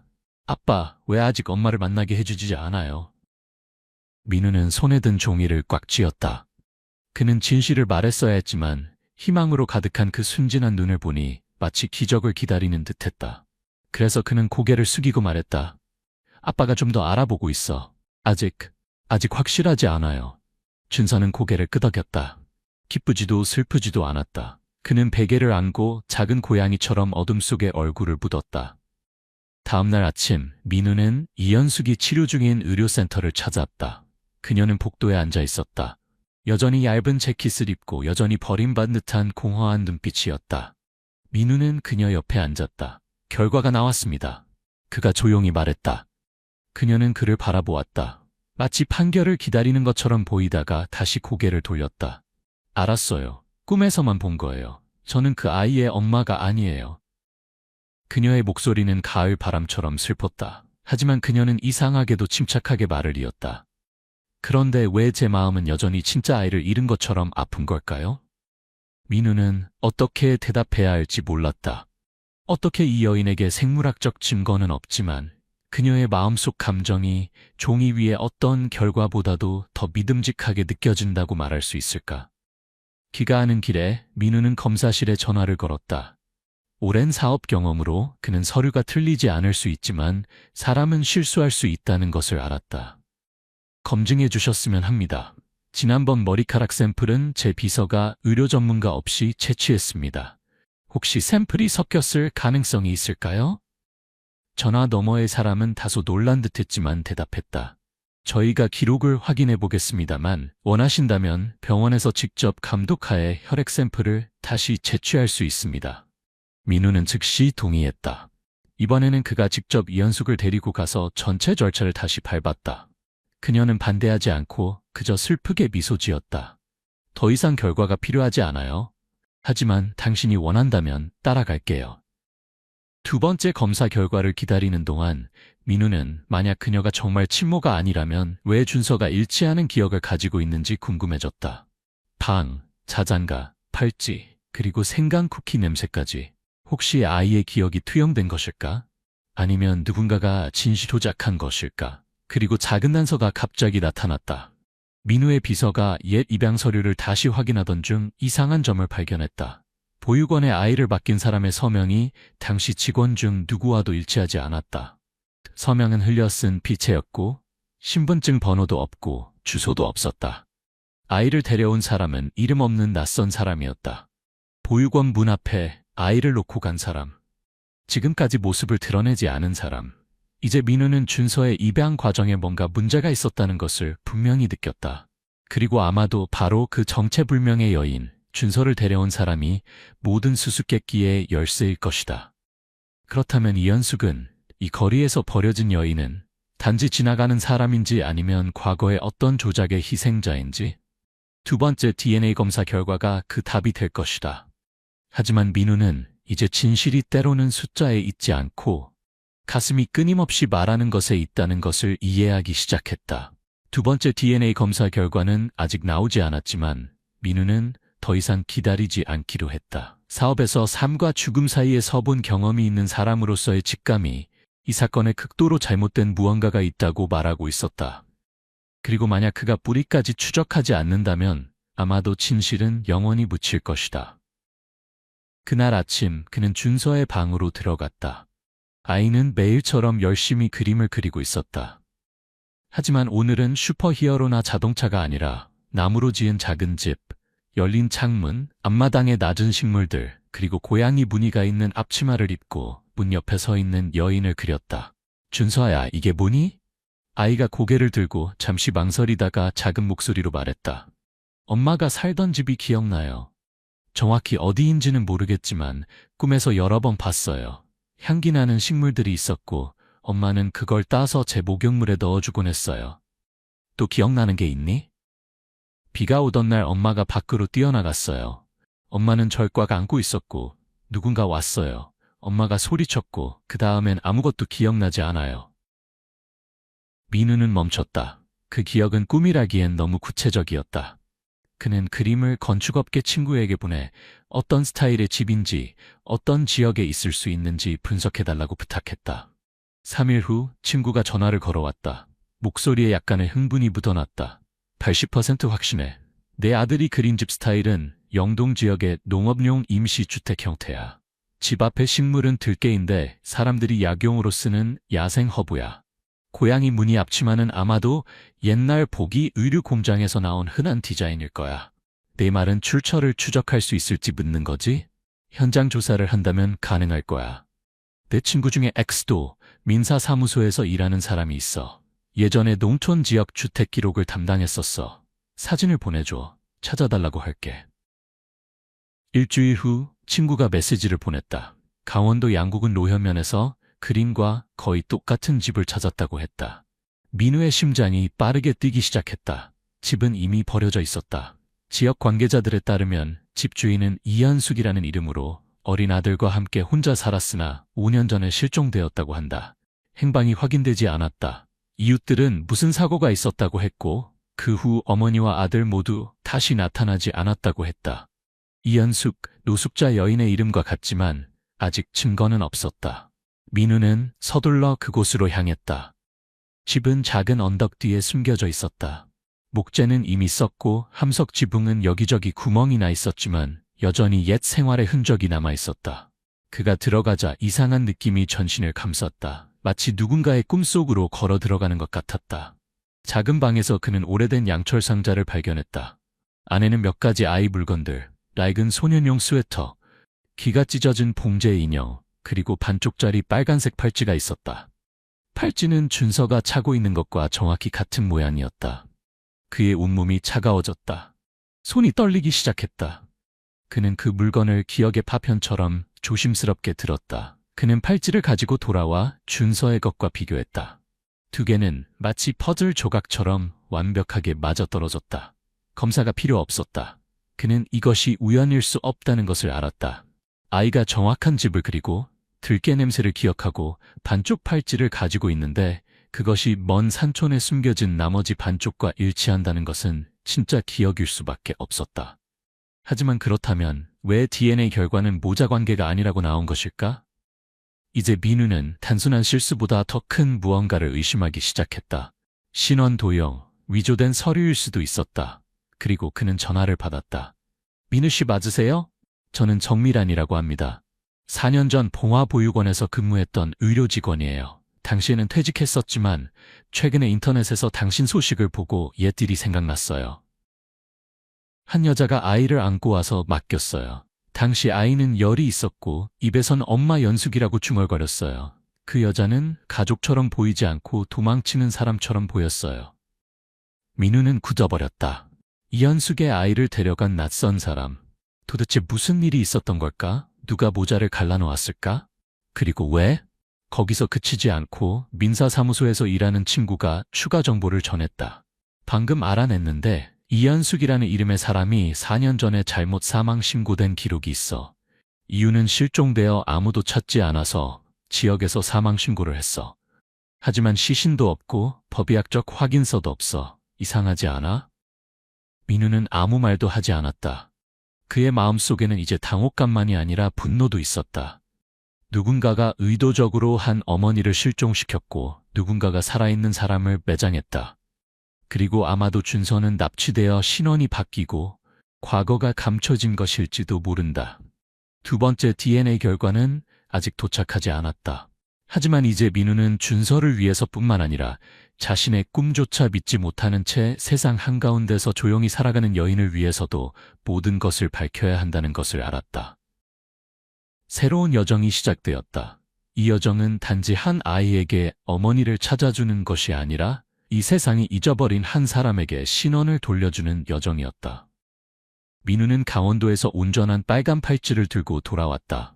그날 밤 그는 잠들지 못했다. 그의 마음속에는 희망, 분노, 불안이 기묘하게 뒤섞여 있었다. 한 번도 이렇게 얼음산의 일각처럼 보이는 이야기를 본 적이 없었다. 표면에는 한 번의 포옹, 아이의 입에서 나온 엄마라는 한마디뿐이었지만 그 아래에는 신분도요, 실종, 기만의 미로가 있었다. 다음날 아침, 그는 4년 전 준서를 입양했던 봉화 보육원으로 돌아가기로 결정했다. 현재 책임자는 나이든 수녀였고 꽤 우호적이었으나 그가 오래된 기록을 언급하자 그녀의 표정이 조심스러워졌다. 그 케이스는 약간 특이했어요. 사실 아이가 왔을 때 신원을 확인할 사람이 없었고 출생증명서도 없었어요. 저희는 버려진 아이 임시 보호 절차를 따랐고 보육시설로 이관했어요. 당신이 입양하러 왔을 때 서류는 관청의 승인으로 이미 합법적이었어요. 당시 누가 아이를 받았나요? 확인해 볼게요. 수녀는 시간이 지나 누렇게 변한 오래된 서류 묶음을 꺼냈다. 잠시 후 그녀는 접수자 부분의 글자를 가리켰다. 조은정, 자원봉사자. 은정 씨는 짧은 기간 동안 여기서 자원봉사를 했었어요. 하지만 갑자기 그만두셨어요. 수녀는 서류를 보다가 덧붙였다. 당시 그녀는 사찰 앞에서 아이를 발견했다고 했어요. 여기에 데려온 후 바로 떠났어요. 조은정, 새로운 이름이 등장했다. 민우는 모든 서류, 특히 은정의 서명이 있는 접수 양식의 사본을 요청했고 즉시 그녀의 행방을 찾도록 지시했다. 단 하루도 지나지 않아 결과가 나왔다. 조은정은 이현숙의 옛집 근처 양구군 병원에서 간호실습생이었다. 그러나 병원에서 불명확한 사건 이후 그녀는 갑자기 사직하고 서울로 이사했다. 어둠 속에서 나타났던 여자, 아마도 그녀가 아이를 어머니에게서 데려간 사람일지도 모른다. 민우는 은정의 현재 주소를 찾도록 했다. 오래된 인맥을 통해 그는 마침내 통인시장 근처 작은 골목에 있는 임대방을 찾아냈다. 그날 오후 그는 사전 통보 없이 방문했다. 문을 연 것은 30대 중반의 여성으로 단순하게 차려입고 있었고 고생한 흔적이 있었다. 그를 보자 잠시 놀란 듯했지만 곧 침착함을 되찾았다. 누굴 찾으세요? 조은정 씨신가요? 네, 맞아요. 무슨 일이시죠? 민우는 바로 대답하지 않았다. 그는 주머니에서 빨간 팔찌 반쪽을 꺼내 그녀 앞에 내밀었다. 바로 그 순간 은정의 얼굴색이 변했다. 마치 누군가가 그녀의 목을 조른 것처럼 손이 떨리고 눈이 흔들리며 반 발자국 물러섰다.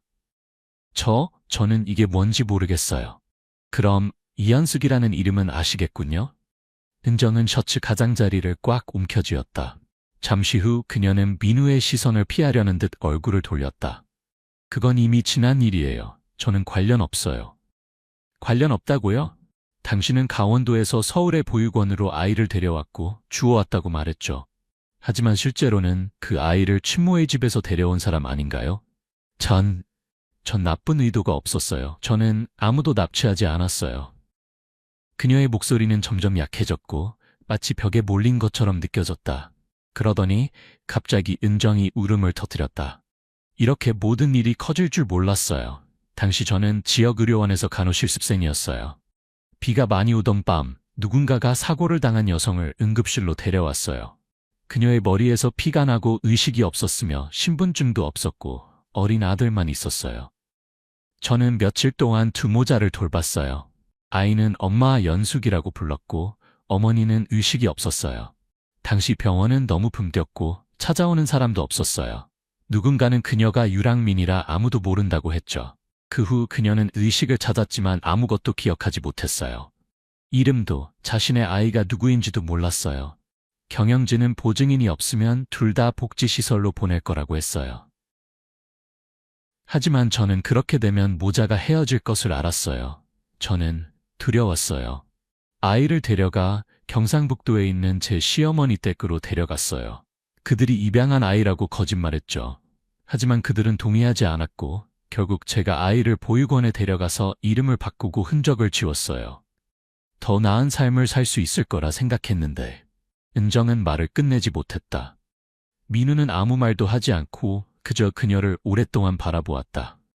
옳고 그름 사이에서 때로는 단 한 번의 성급한 선택만이 갈라놓는다. 하지만 침묵의 대가는 한 아이가 어머니를 잃고 한 어머니가 죽은 것처럼 살아가며 한 양부가 한 번도 진실이 아니었던 이야기 속에서 살게 되는 것이었다. 민우가 그녀의 집을 떠날 때 하늘은 이미 어두워지기 시작했다. 가로등 불빛이 그의 손에 들린 빨간 팔찌에 희미하게 비쳤다. 이제 그것은 더 이상 우연의 상징이 아니라 5년 동안 감춰진 비극의 살아있는 증거였다. 그리고 민우는 이제 준서를 처음으로 돌아가게 해야 할 때라는 것을 알았다. 그것은 진실을 명확히 하기 위해서가 아니라 비록 그의 마음이 여전히 혼란스럽더라도 아이가 결코 잊지 않았던 사람을 다시 만나게 하기 위해서였다. 민우가 두 번째 DNA 검사 결과를 손에 들었을 때 그의 마음은 이전처럼 두근거리는 감정이 아니라 곧 직면하게 될 것이라고 이미 예감했던 진실 앞에서 차분했다. 얇은 종이가 책상 조명 아래 펼쳐졌고 그의 눈은 빠르게 결론 부분을 향해 움직이다가 굵은 글씨의 한 줄에서 오랫동안 멈췄다. 모자 간 혈연 관계 일치도 99.99%. 그는 눈을 감았다. 모든 것이 몇 초 동안 정지된 것 같았다. 놀라움도 경악도 아닌 쓸쓸한 안도감이었다. 진실이 마침내 드러났다. 떠돌이 여인, 사회가 이름 없는 자, 미친 자, 해롭지 않은 구걸자로 여겼던 그 여인이 바로 그가 4년 동안 사랑해온 아이의 친모였다. 더 괴로운 것은 진실이 단지 작은 실수 때문에 묻힐 뻔했다는 사실이었다. 그는 첫 번째 검사를 떠올렸다. 당시 그는 일을 크게 만들고 싶지 않았다. 그의 비서가 이현숙이 의료센터에서 잠든 동안 조용히 머리카락 샘플을 채취했고 모든 것이 서둘러 진행되었다. 간단할 것 같았다. 하지만 두 번째 결과가 나온 후 그는 의료센터의 내부 CCTV를 확인하여 신중하게 다시 확인했다. 그때 그는 등골이 오싹해지는 진실을 발견했다. 그날 밤 이현숙은 방 청소를 위해 다른 방으로 옮겨졌다. 민우의 비서는 늦게 도착하여 상황을 몰랐다. 그가 옛 방에 들어갔을 때 병상 근처에 걸린 재킷을 보았고 이현숙의 것이라 생각하여 그 재킷 칼라에 붙어있던 머리카락을 몇 가닥 채취해 검사를 위해 가져갔다. 하지만 그 재킷은 이현숙의 것이 아니라 전날 들어온 다른 노숙자의 것이었다. 첫 번째 검사는 잘못된 사람의 머리카락 샘플을 기반으로 했고 그것은 거의 아이의 마음속에만 남아있는 신성한 모자 관계의 끈을 끊을 뻔했다. 이제 민우는 그 어느 때보다도 깊이 이해했다. 만약 그날 그가 차가운 수치와 감정 없는 종이를 완전히 믿었다면, 만약 아이 자신의 감정을 듣지 않았다면 아마도 그는 스스로 모자를 영원히 갈라놓았을 것이다. 그는 전화기를 들어 이현숙에게 전화를 걸었다. 그날 아침 그는 이현숙이 임시로 머물고 있는 요양원으로 갔다. 그녀는 창가에 조용히 앉아 지난주에 민우가 보낸 작은 화분을 만지작거리고 있었다. 그가 도착하는 것을 보고 그녀는 부드럽게 미소 지었고 서두르지 않는 사람처럼 천천히 일어섰다. 민우는 장황하게 말하지 않고 그저 그녀 앞에 종이를 내밀었다. 그녀의 떨리는 손이 그것을 받아들었다. 그녀는 확인 문구를 바라보더니 아무 말도 하지 않은 채 고개를 들었다. 눈물이 천천히 흘러내렸지만 소리 없이. 한참 후에야 그녀는 작게 물었다. 제가 아이를 다시 볼 수 있을까요? 민우는 대답하지 않고 그저 고개를 끄덕였다. 그리고 그는 자신도 미처 생각하지 못했던 말을 꺼냈다. 만날 뿐만 아니라 만약 준서가 원한다면 저는 모자가 다시 함께할 수 있도록 기꺼이 도울 겁니다. 이현숙은 울음을 터뜨렸다. 더 이상 억눌린 울음이 아니라 사고, 부서진 기억, 그리고 그녀의 이름조차 기억하지 못하는 사회에 의해 빼앗긴 세월의 모든 눈물을 쏟아내는 듯했다. 그러나 모든 것이 끝난 것처럼 보였을 때 또 다른 위기가 찾아왔다. 그날 오후 낯선 차 한 대가 민우의 저택 앞에 멈춰섰다. 셔츠를 입은 두 남자가 사회복지과 배지를 달고 엄격한 표정으로 들어왔다. 저희는 정준서라는 아이의 신원 사칭에 관한 익명의 고발을 받았습니다. 당신의 입양 서류가 불법일 가능성이 있습니다. 저희는 임시로 후견인 서류를 압수하고 조사를 위해 양육권 중지를 요청합니다. 민우는 얼어붙었다. 그는 침착함을 되찾고 물었다. 누가 고발했습니까? 그들은 침묵하며 익명의 고발장 사본만 내밀었다. 하지만 민우가 주목한 것은 고발장의 내용이 매우 상세하다는 점이다. 준서의 본명, 이현숙의 진짜 이름, 그녀가 실종된 시기, 심지어 그녀가 양구군 의료원에서 기억을 잃은 환자였다는 세부 사항까지 언급했다. 그렇게 세세히 알고 있는 사람은 단 한 명뿐이었다. 조은정. 즉시 민우는 사람을 시켜 다시 조사하도록 했고 이번에는 그가 생각했던 것보다 더 복잡한 연결고리를 발견했다. 조은정에게는 화영이란 언니가 있었고 그녀는 2년 전 문을 닫은 사설 진료소의 회계사였다. 그 진료소는 불법 입양 중개 의혹이 있는 곳들 중 하나였다. 증거 부족으로 기소되지는 않았지만 그곳을 통해 입양된 많은 아이들이 나중에 진짜 출처를 확인할 수 없었다. 민우는 준서가 단순히 길을 잃은 아이가 아니라 의도적인 신원 도용의 희생자일 수 있다는 것을 이해하기 시작했다. 그리고 지금 진실이 점점 드러나자 누군가가 상황이 통제를 벗어나기 전에 그것을 막으려 하는 것 같았다. 그날 밤 민우는 준서를 외곽에 있는 가족 소유의 안전한 아파트로 데려갔다. 그곳은 거의 알려지지 않은 곳이었다. 동시에 그는 후견인 권리를 보호하고 다가올 법적 싸움을 준비하기 위해 개인 변호사를 고용했다. 그는 이제부터 상황이 더 이상 단순하지 않을 것을 알았다. 그는 단지 아이를 친모에게 돌려보내기 위해 싸우는 것이 아니라 수년간 존재해온 시스템과 마주해야 했다. 그 시스템에서는 진실이 종종 가장 두려운 것이었다. 민우는 그 만남을 위해 모든 것을 준비했다. 이현숙은 민우가 지원하는 작은 요양원에 임시로 머물고 있었다. 준서는 사회복지과의 문제를 피하기 위해 민우가 안전한 아파트로 데려갔다. 모든 조건이 비밀로 유지되었고 회사에서 가장 가까운 사람들조차 알지 못했다. 단지 세 사람만 알고 있었다. 민우, 이현숙, 그리고 떠돌이 여인을 엄마라는 거룩한 두 글자로 부른 아이. 그날 아침 민우는 일찍 일어나 커피 한 잔을 내렸지만 입에 대기도 전에 가슴이 두근거리는 것을 느꼈다. 수년간의 사업 경험으로 온갖 종류의 사람들을 만나왔지만 그는 이렇게 긴장된 적이 없었다. 단지 한 번의 만남, 5년 동안 중단된 만남이었다. 그는 준서에게 옷을 입히고 아이의 칼라를 정리한 뒤 부드럽게 말했다. 오늘 너는 아주 특별한 사람을 만날 거야. 지난번에 길에서 만난 그 여자분에게 뭐라고 했는지 기억나니? 준서는 고개를 끄덕였고 눈이 갑자기 빛났다. 맞아, 엄마라고 했지. 오늘 아빠가 너의 진짜 엄마를 만나게 해줄 거야. 준서는 더 이상 아무 말도 하지 않았다. 아이는 조용히 앉아있다가 갑자기 팔을 뻗어 민우를 안았다. 꽉 껴안았다. 민우는 아이의 떨리는 숨결을 분명히 느낄 수 있었다. 그 느낌에 그의 목이 베었다. 그는 아이를 위해 모든 것을 했지만 양부가 결코 대체할 수 없는 것들이 있다는 것을 잘 알았다. 차는 조용히 요양원을 향해 달렸다. 이른 아침 바람이 은행나무를 통해 불어왔고 첫 햇살이 나뭇잎 사이로 스며들었다. 민우는 갑자기 모든 것이 매우 평화롭게 느껴졌다. 그 평화로움 뒤에 숨겨진 소용돌이를 예상하지 못할 정도로 평화로웠다. 차가 도착하자 그는 먼저 내렸다. 하지만 정문에 도착하자마자 그는 멈췄다. 요양원 문이 안쪽에서 잠겨 있었다. 그는 관리자에게 전화를 걸었지만 통화 중이었다. 다시 걸었지만 여전히 통화 중. 불안감이 그의 마음에 불처럼 번졌다. 그는 문을 두드리고 문을 치며 불렀지만 안에서는 아무 대답도 없었다. 근처에서 커피를 파는 사람이 그를 보더니 고개를 저었다. 아침 일찍 차가 와서 할머니를 데려갔어요. 흰 옷을 입은 사람들이 무슨 서류를 보여주며 병원으로 이송한다고 했어요. 할머니가 계속 뒤를 돌아보는 게 보였어요. 민우는 얼어붙었다. 떨리는 손으로 전화기를 꺼내 도시 주변의 모든 의료시설에 전화를 걸었다.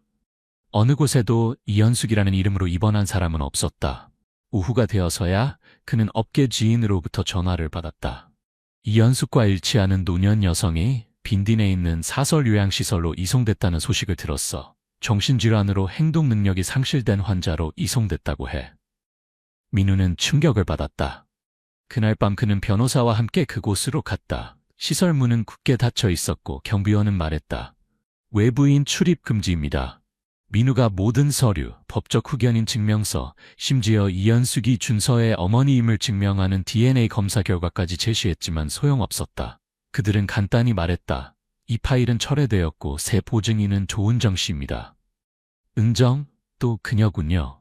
민우는 더 이상 추측할 필요가 없었다. 모든 것이 명확했다. 은정은 후회하지 않았다. 그녀는 옛 신분 도용의 흔적을 지우려 하고 있었다. 그리고 이현숙은 그녀가 너무 늦기 전에 제거해야 할 유일한 살아있는 증거였다. 이제 민우에게는 모든 것을 공개하는 것 외에 다른 선택이 없었다. 그는 조사 기자인 친구에게 연락했다. 모든 파일, DNA 결과, 증언, 영상 증거가 공개되었다. 단 24시간 만에 소셜미디어는 불에 기름을 붓듯 이야기를 퍼뜨렸다. 신분이 바뀐 아이, 이유 없이 감금된 기억상실 어머니, 자신의 피가 아니지만 이미 살과 뼈가 된 아이를 보호하기 위해 딱딱한 시스템과 맞서는 양부, 여론의 압력으로 당국이 개입하게 되었다. 조사팀이 요양시설로 파견되었고 다음 날 오후 이현숙은 자유를 얻었다. 차가 아파트에 도착하자 민우는 문을 열고 준서를 불렀다. 아이는 색칠 공부를 하고 있었는데 아버지 뒤에 선 백발의 여인을 보자마자 손에서 연필을 떨어뜨리고 눈을 크게 떴다. 아무도 말하지 않았다. 이현숙이 다가왔다. 각 걸음은 마치 무언가 깨지기 쉬운 것을 두려워하는 것처럼 천천히 내딛었다. 아이에게서 몇 발자국 떨어진 곳에서 그녀는 멈추고 떨리는 두 손을 모았다. 엄마를 기억하니? 준서는 잠시 서 있다가 갑자기 달려가 그녀를 껴안았다. 마치 한 번도 떨어진 적이 없었던 것처럼 그녀의 가슴에 얼굴을 묻었다. 엄마? 그녀는 무릎을 꿇고 마른 팔로 아이를 안았다. 입술을 다물어 소리내어 울지 않으려 했지만 그녀의 어깨는 떨리다가 마침내 무너졌다. 민우는 뒤에 서 있었고 어느새 그의 눈도 빨갛게 변해 있었다. 만남은 이루어졌지만 쉽지 않았다. 그리고 민우는 비록 모자가 서로를 알아보았지만 앞으로의 여정이 여전히 매우 길다는 것을 알았다. 진실은 드러났지만 관련된 사람들, 저 뒤에서 신분 도용 네트워크를 움직이는 세력들은 아직 완전히 모습을 드러내지 않았다. 그가 멈춘다면 더 많은 아이들이 어린 시절을 빼앗길 것이다. 그가 침묵한다면 더 많은 어머니들이 소위 행동 능력 상실이라는 이름으로 감금될 것이다. 단지 그들이 다른 이들의 게임에 맞지 않는 퍼즐 조각이기 때문에. 민우는 모든 것을 겪은 후 한 가지를 이해했다. 때때로 아버지가 된다는 것은 단지 자신의 아이를 사랑하는 것이 아니라 아이에게 옳은 일을 위해 끝까지 싸우는 것이다. 조은정은 도망치지 않았다. 기자들이 그녀의 옛방을 찾았을 때 그녀는 이미 이사했지만 도망치기 위해서가 아니라 단순히 그녀가 보이지 않기를 원하는 사람들처럼 사라졌기 때문이었다. 서류도 없고 명확한 기록도 없고 은행 계좌도 없고 소셜미디어도 없어서 민우를 제외하고는 아무도 그녀를 찾을 수 없었다. 그날 민우는 차에서 내려 작은 골목에 위치한 낡은 집 앞에 섰다. 공기 중의 습기, 황혼의 희미한 빛이 모든 것을 바른 사진처럼 보이게 했다. 은정은 빨래를 하고 있었다. 한쪽이 깨진 오래된 플라스틱 대야에 손을 담그고 천천히 빨래를 문지르며 얼굴은 침착했다. 민우를 보자 그녀는 일어서 손을 셔츠에 닦았고 두려움을 보이지 않았다. 언젠가 당신이 올 줄 알았어요. 민우는 아무 말도 하지 않았다. 둘은 집 옆 돌벤치에 앉았다. 바람은 없었고 단지 어디선가 새는 수도꼭지에서 물방울 떨어지는 소리만 들렸다. 한참 후에야 은정이 입을 열었다. 많이 생각해봤어요. 진실을 말하면 모든 것을 잃을 테지만 숨기면 아마도 한 어머니를 죽이고 한 아이의 어린 시절을 빼앗는 것과 같을 거예요. 그녀는 자신의 손을 내려다보며 마치 고해성사를 준비하는 사람처럼 손을 모았다. 이유가 궁금하시죠? 민우는 고개를 끄덕였다. 저는 나쁜 사람이 아니에요. 하지만 잘못된 일을 했어요. 단지 제가 옳은 일을 하고 있다고 생각했기 때문이에요. 이제 은정은 민우와 처음 만났을 때 말하지 않았던 진실을 모두 털어놓았다. 4년 전 저는 지방의료원에서 간호실습생이었어요. 급여는 없고 단지 하루 특기 식사와 약국방에서의 숙소만 있었죠. 저희 가족은 가난했어요. 아버지는 일찍 돌아가셨고 어머니는 심장병이 있었어요. 저는 언니 화영과 함께 살았는데 그녀도 개인의원의 회계사로 저와 다를 바 없이 힘들게 살았죠. 그날 비가 많이 왔어요. 한 주민이 교통사고를 당한 여성을 데려왔어요. 그녀는 신분증이 없었고 의식이 없었어요. 동시에 3살쯤 된 남자아이가 함께 왔어요. 사람들은 모자라고 했죠. 저는 그녀를 며칠간 돌봤고 그녀가 의식을 찾았을 때 그녀는 아무것도 기억하지 못했어요. 이름도 가족도 없고 단지 계속 엄마라고 부르는 아이만 있었죠. 하지만 그녀는 아이를 낯선 사람처럼 바라보았어요. 그때 제 상관은 둘 다 복지시설로 보낼 거라고 했어요. 하지만 모두 알다시피 그곳에 가면 헤어질 테고 어머니는 치료를 받고 아이는 후견인이 없으면 보육원으로 가게 될 거예요. 저는 그 광경을 견딜 수 없었어요.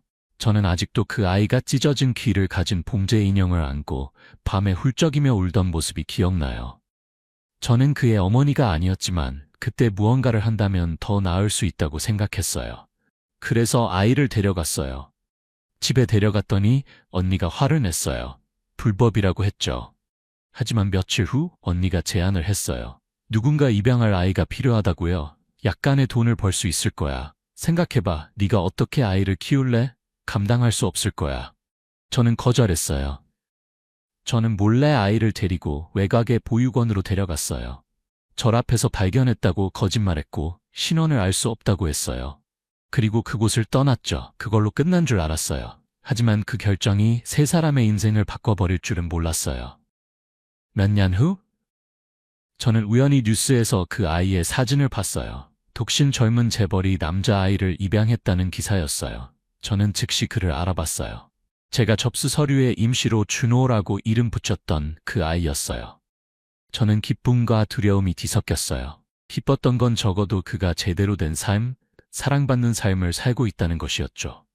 하지만 두려웠던 건 만약 누군가 거꾸로 조사하거나 누군가 기억해낸다면 저는 아이 신분을 바꾼 사람, 납치 공범으로 밝혀질 것이기 때문이었어요. 그래서 침묵했죠. 저는 조용히 살기 시작했어요. 소셜미디어도 없고 공식 기록도 없고 언니와의 모든 연락도 피했어요. 그저 모든 일이 잊혀지길 바랐어요. 하지만 그녀가 그 옛날 여자가 다시 나타났다는 소식을 들었어요. 거리를 떠돌며 아이의 이름을 부르고 있다고요. 저는 겁에 질렸어요. 당신이 조사를 시작했다는 것도 알게 됐고요. 다시 두려워졌어요. 그리고 제가 끔찍한 일을 했어요. 그녀를 요양시설로 보내는 서류에 서명하고 정신 이상 확인서를 꾸며냈어요. 그녀가 다시 한번 사라지길 바랐던 거죠. 제 생각에는 오래된 실수를 다른 실수로 바로잡는 것 같았어요. 하지만 이제는 알아요. 만약 그 대가가 한 사람의 인생이라면 어떤 실수도 용서받을 만한 것은 없다는 거예요. 은정은 격렬하게 울지 않았지만 눈물이 한 방울씩 흘러내려 그녀의 손바닥에 떨어졌다. 마치 판사가 필요 없는 자백문에 찍힌 조용한 마침표 같았다. 민우는 오랫동안 침묵했다가 물었다. 왜 이 모든 것을 저에게 말하는 거죠? 제가 그랬던 것처럼 또 다른 아이가 자신이 누구인지도 모른 채 자라는 일이 없었으면 해서요. 그날 민우는 경찰에 신고하지 않았다. 그는 단지 은정의 모든 고백을 녹음한 채 떠났다. 협박하기 위해서가 아니라 마지막 증거를 보존하기 위해서였다. 만약 언젠가 법원이 이현숙과 그녀의 아들에게 정확히 무슨 일이 있었는지 알아야 한다면 민우에게 은정은 더 이상 두려운 이름이 아니었다. 그저 너무 멀리 길을 잃고 이제 돌아오는 길을 찾으려 배우고 있는 사람일 뿐이었다. 수많은 날의 뛰어다님, 투쟁, 고뇌, 깨달음 끝에 마침내 민우가 이현숙 모자의 임시 거처로 마련한 작은 집, 조용한 연못 옆에 위치한 그곳에서 첫 웃음소리가 울려 퍼졌다. 준서의 웃음이었다. 아이는 또렷한 목소리로 이현숙을 엄마라고 불렀다. 더 이상 망설임도 혼란도 없었다. 아이는 그녀를 안고 마치 긴 꿈에서 길을 잃은 후 오래된 담요를 찾은 작은 고양이처럼 어깨에 머리를 기댔다. 한때 길가에 웅크린 채 자동차 소리에 움찔하고 이름 없고 가족 없고 기억 없는 도시 한복판에서 멍하니 서 있던 이현숙은 이제 천천히 자신을 되찾기 시작했다. 그녀는 아들의 이름을 기억하고 아이를 재우는 방법을 기억했다. 심지어 3살 때 잠들기 전에 어머니의 뺨에 작은 손등을 대는 아이의 작은 습관까지 기억했다. 민우는 창가에서 모자를 바라보았다. 저녁 햇살이 부겐빌레아 화단을 통해 비스듬히 비쳐 평범해 보이는 이 장면을 비추었다. 하지만 그는 지금의 이 평범함을 얻기 위해 그들이 얼마나 많은 비정상적인 일들을 견뎌야 했는지 알고 있었다. 서류가 업데이트되었다. 법원은 이현숙과 준서 사이의 혈연 관계를 확인하고 아이에게 본명인 정준호를 돌려주었다. 하지만 민우가 그들의 삶에서 사라지지는 않았다. 여러 차례의 대화와 세 사람 사이의 눈물, 침묵의 순간들 후에 그들은 한 가지에 합의했다. 아버지와 어머니로 불리는 두 사람이 있을 것이다. 한 명은 그를 낳았고 한 명은 그를 키웠다. 민우는 공식 후견인 자격을 이현숙에게 양도했지만 공동 후견인 자격은 유지했다. 묶어두기 위해서가 아니라 책임을 함께 나누기 위해서였다. 그 아이에 대한 사랑은 단지 혈연으로만 측정될 수 없기 때문이었다. 그러나 삶은 동화처럼 쉽지 않았다. 이현숙은 재적응에 어려움을 겪었다. 오랜 노숙 생활, 서류 없음, 은행 계좌 없음, 펜을 들고 서명하는 것이 익숙하지 않은 그녀는 모두가 빠르게 걷고 많이 말하고 서로의 눈을 바라보는 것보다 화면을 더 많이 터치하는 세상에서 길을 잃은 것 같았다. 어느 날은 버스 타는 법을 다시 배우기 위해 몇 시간씩 앉아있기도 했다. 준호는 학교에서 이름을 바꿔야 했다. 친구들은 물었다. 왜 내 이름이 전처럼 아빠랑 닮지 않아? 왜 가정부 대신 엄마가 널 데리러 오는 거야? 아이는 침묵만 지켰고 밤에 혼자 베개를 안고 울었다. 민우는 상처가 과거에만 있는 것이 아니라 현재의 치유 과정에도 있다는 것을 알았다. 어느 저녁 세 사람이 함께 식사를 하던 중 이현숙이 서툴게 국을 엎질렀다. 그녀는 당황해하며 사과하고 어색하게 식탁을 깠다. 눈가가 촉촉해졌다. 준호는 잠시 가만히 앉아있다가 일어나 수건을 가져와 조용히 어머니를 도왔다. 아이는 아무 말도 하지 않고 그저 혀를 차며 말했다. 괜찮아요, 엄마. 민우 아빠도 노트북 키보드에 커피를 쏟은 적 있어요. 온 식탁이 웃음을 터뜨렸다. 크지는 않았지만 충분히 따뜻한 웃음이었다. 그리고 그들은 함께 매주 장을 보러 가기 시작했다. 기본적인 것들을 다시 배웠다. 수박 고르는 법, 버스 노선도 검색하는 법, 설날 떡국 만드는 법. 이현숙은 어머니 노릇을 다시 배웠다. 민우는 한 발짝 물러서는 법을 배웠다. 떠나기 위해서가 아니라 그 여인이 오래전에 했어야 했던 일을 할 공간을 주기 위해서였다. 그리고 준호, 이제 7살이 된 아이는 엄마라는 두 글자를 분명하게 떨림 없이 혼동의 두려움 없이 부르는 법을 알게 되었다. 민우는 다시 한번 일기를 쓰기 시작했다. 사업 초기부터의 오래된 습관이었다. 그는 급하게 공책에 적었다. 법으로 결정될 수 없는 것들이 있다. 양아버지나 친어머니란 정의로 묶을 수 없는 것들이 있다. 그것들은 세월과 눈물, 그리고 늦은 보험을 통해 느껴져야 한다. 우리 세 사람은 완벽한 가족이 아니지만 아마도 가장 진정한 의미의 가족일 것이다. 창문 너머로 노란 햇살이 마당에 부드럽게 내리쬐고 있었다. 한 어머니가 조용히 식물에 물을 주고 있었고 한 아이가 그녀의 무릎에 머리를 기대고 깊이 잠들어 있었다. 그리고 한 남자가 창문 뒤에 서서 식어가는 커피를 들고 아주 작게 미소 짓고 있었다. 그들은 인생에서 승리하지 않았을지 모르지만 가족애와 포기하지 않는 마음으로 운명을 이겼다.